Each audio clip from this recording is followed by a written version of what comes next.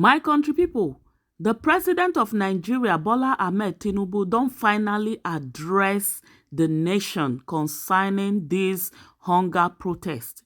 He don come out, come give us long sermon of over 20 minutes. So after everything wey him talk, me dey hope say I go hear where him mention say fuel price don reduce. Anyways, my people, in case you miss the opportunity to watch it at that time, make you watch am now. Today na Sunday, August 4th, 2024. My fellow Nigerians, I speak to you today with a heavy heart and sense of responsibility, aware of the turmoil and violent protests unleashed in some of our states. Notably, among the protesters were young Nigerians who desired a better and more progressive country where their dreams, hope, and personal aspiration will be fulfilled. I am especially pained by the loss of lives in Borno, Jigawa, Kano, Kaduna, and other states, the destruction of facilities in some states, and the wanton looting of supermarkets and shops, contrary to the promise of protest organizers that the protest will be peaceful across the country. The destruction of properties set us back as a nation, as scarce resources will be again used to restore them. I commiserate with the families and relations of those who have died in the protest. We must stop further bloodshed, violence, and destruction. As the president of this country, I must ensure public order in line with the constitutional oath to protect the lives and property of every citizen.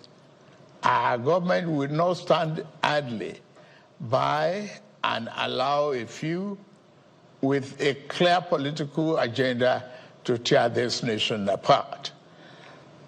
Under the circumstances, I hereby enjoin protesters and the organizers to suspend any further protest and create room for dialogue, which I have always acceded to at the slightest opportunity. Nigeria requires all hands on deck and need us all, regardless of age, party, tribe, religion, or other divides, to work together, reshaping our destiny as a nation. To those who have taken undue advantage of this situation to threaten any section of this country, be warned. The law will catch up with you. There is no place for ethnic bigotry or such threats in the Nigeria we seek to build. Our democracy progresses when the constitutional rights of every Nigerian are respected and protected. Our law enforcement agencies should continue to ensure full protection of life and properties of innocent citizens in a responsible manner. My vision for our country is one of a just and prosperous nation where each person may enjoy the peace, freedom, and meaningful livelihood that only democratic good governance can provide. One that is open, transparent, and accountable to the Nigerian people. For decades, our economy has remained anemic and taken a dip because of many misalignments that have stunted our growth. Just over a year ago, our dear country, Nigeria, reached a point where we couldn't afford to continue the use of temporary solutions to solve long-term problems for the sake of now and our unborn generations. I therefore took the painful yet necessary decision to remove fuel subsidy and abolish multiple foreign exchange system, which had constituted a noose around the economic jugular of our nation and impede our economic development and progress. These actions block the greedy and the profit that smugglers and rent seekers made. They also block the undue subsidy we had extended to our neighboring countries to the detriment of our people, rendering our economy prostrate. These decisions are made were necessary if we must reverse the decades of economic mismanagement that didn't serve us well. Yes, I agree, the buck stops on my table, but I can assure you that I am focused fully on delivering the governance to the people, good governance for that matter.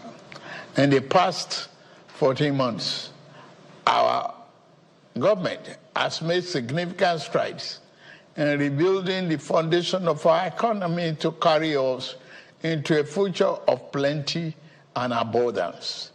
On the physical side, aggregate government revenue has more than doubled, hitting over 9.1 trillion naira in the first half of 2024, compared to the first half of 2023, due to our efforts at blocking leakages, introducing automation, and mobilizing funds creatively without additional burden on the people. Productivity is gradually increasing in the non-oil sector, reaching new levels and taking advantage of the opportunities in our current economic ambience. My dear brothers and sisters, we have come this far, coming from a place where our country spent 97% of all our revenue on debt service. We have been able to reduce that to 68% in the last 13 months. We have also cleared legitimate outstanding foreign exchange obligations of about 5 billion without any adverse impact on our programs.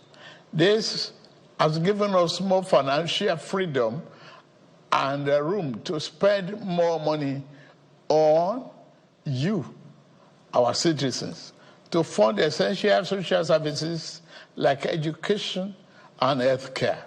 It has also led to our state and local government receiving highest allocation ever in our country's history from the Federation account.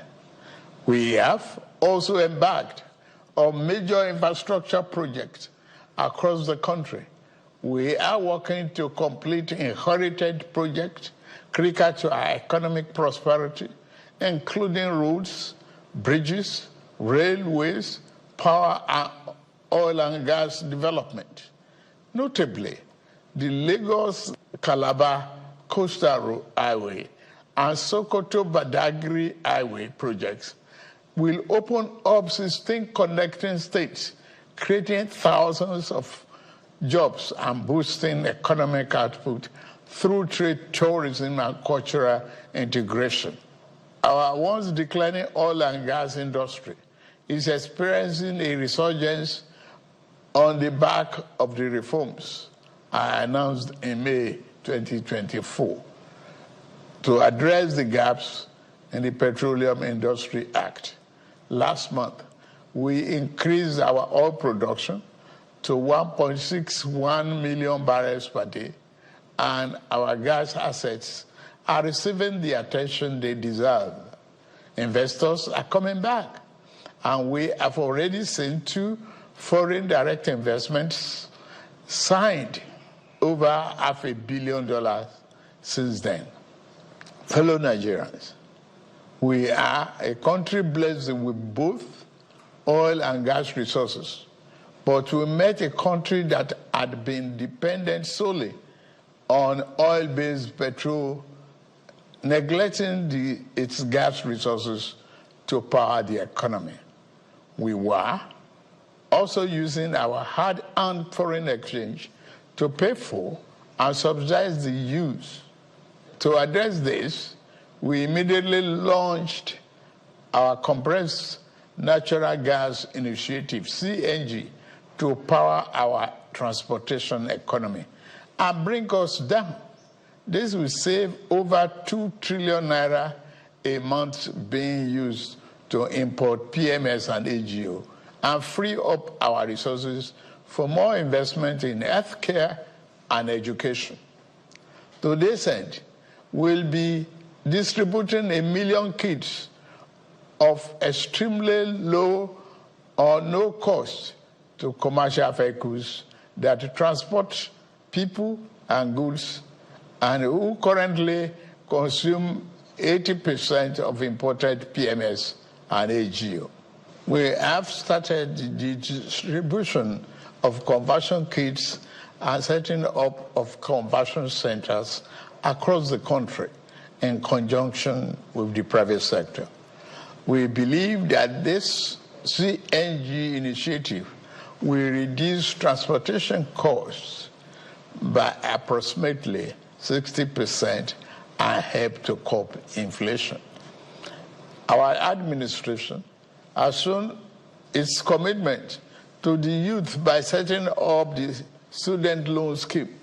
To date, 45.6 billion has already been processed for payment to students and their respective institutions.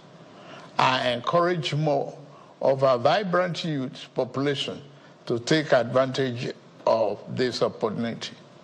We established the Consumer Credit Corporation with over 200 billion to help Nigerians to acquire essential products without the need for immediate cash payment, making life easier for millions of households. This will consequently reduce corruption and eliminate cash and opaque transactions. This week, I ordered the release of an additional 50 billion naira, each for NEL Fund, the student loan, and credit corporation for the proceeds of crime recovered by the EFCC.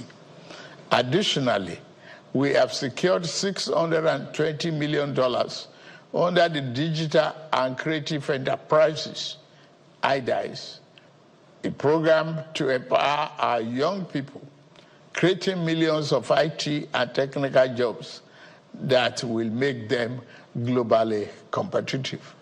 This program, including the 3 million technical talents scheme, unfortunately, one of digital centers was vandalized during the protests in Kano. What a shame. In addition, we have introduced the Skill Up Artisans Program, SUPER, the Nigerian Youth Academy, NIA, and the National Youth Talent Export Program, NATEP. Also, more than 570 billion has been released to the 36 states to expand livelihood support to their citizens, while 600,000 nano businesses have benefited from our nano grants.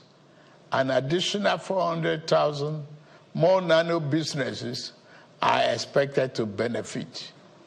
Furthermore, 75,000 beneficiaries have processed to receive our 1 million micro and small business single-digit interest loans starting this month.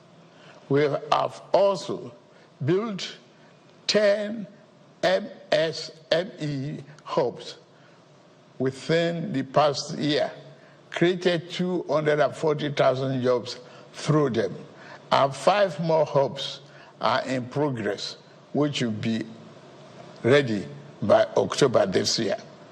Payments of 1 billion each also have been made to large manufacturers under our single-digit loan to boost manufacturing output and stimulate growth. I signed the national minimum wage into law last week, and the lowest earning worker will now earn at least 70,000 naira a month. 6 months ago in Kasana, Abuja, I inaugurated the first phase of our ambitious housing initiative, the Renew Hope City and Estate. This project is the first of 6 we have planned across the nation's geopolitical zones.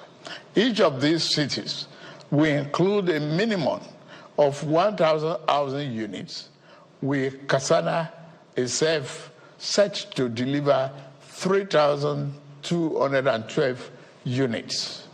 In addition to this city project, we are also launching the Renew Hope Estate in every state, each comprising 500 housing units. Our goal is to complete a total of 100,000 housing units over the next 3 years. This initiative is not only about providing homes, but also about creating thousands of jobs across the nation, as well as stimulating economic growth. We are providing incentives to farmers to increase food production at affordable prices. I have directed that tariffs and other import duties should be removed on rice, wheat, maize, sorghum, and drugs, and other pharmaceutical medical supplies for the next 6 months, in the first instance, to help drive down the prices. I have been meeting with our governors and key ministers to accelerate food production. We've distributed fertilizers. Our target is to cultivate more than 10 million hectares of land to grow what we eat.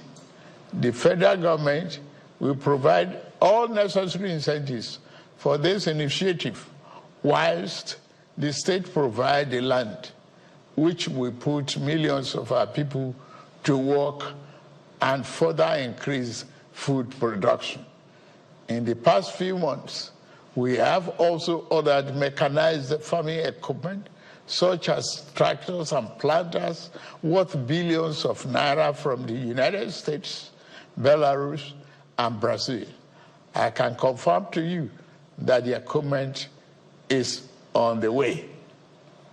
My dear Nigerians, especially our youths, I have heard you loud and clear. I understand the pain and the frustration that drive this protest, and I want to assure you that our government is committed to listening and addressing the concerns of our citizens. But we must not let violence and destruction tear our nation apart. We must work together to build a brighter future where every Nigerian can live with dignity and prosperity. The task before us is a collective one, and I am leading the charge as your president. A lot of work has gone into stabilizing our economy, and I must stay focused on ensuring that the benefits reached every single Nigerian as we promised. My administration is working very hard to improve and expand our national infrastructure and create more opportunities for our young people. Let nobody misinform and miseducate you about your country or tell you that your government does not care about you. Although there have been many dashed hopes in the past, we are in a new era of renewed hope. We are working hard, and the result will soon be visible and concrete for everyone to see, feel, and enjoy. Let us work together to to build a brighter future for ourselves and for generations to come. Let's choose hope over fear, unity over division, and progress over stagnation. The economy is recovering. Please, don't shut out this oxygen. Now that we have been enjoying democratic governance for 25 years, do not let the extremists of enemies of democracy use you to promote an unconstitutional agenda that will set us back on our democratic journey. Forward ever, backward never. In conclusion, security operatives should continue to maintain peace, law, and order in our country, following the necessary Convention on Human Rights, to which Nigeria is a signatory.